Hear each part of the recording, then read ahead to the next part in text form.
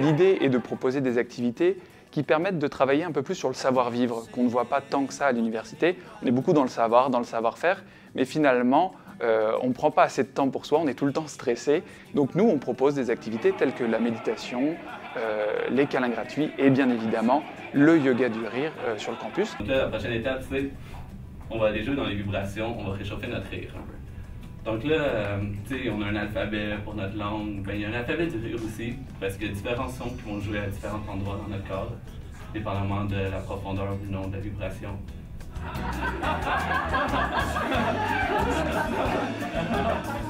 L'expérience de joie a tendance à réduire donc l'impact comme physiologique là, des émotions négatives, donc ça déstresse.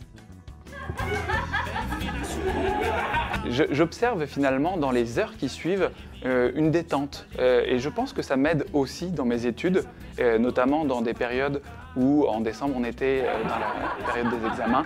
Je pense que ça m'a beaucoup aidé aussi à relativiser le stress que j'avais dans les examens. On peut s'interroger, si c'est forcé, c'est pas vrai.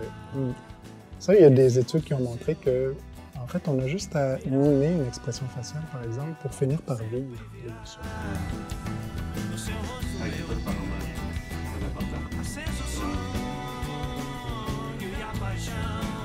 Mais c'est pas pour rien qu'on est équipé de toutes sortes d'émotions, c'est que chacune des émotions a une valeur adaptative, puis elle est utile.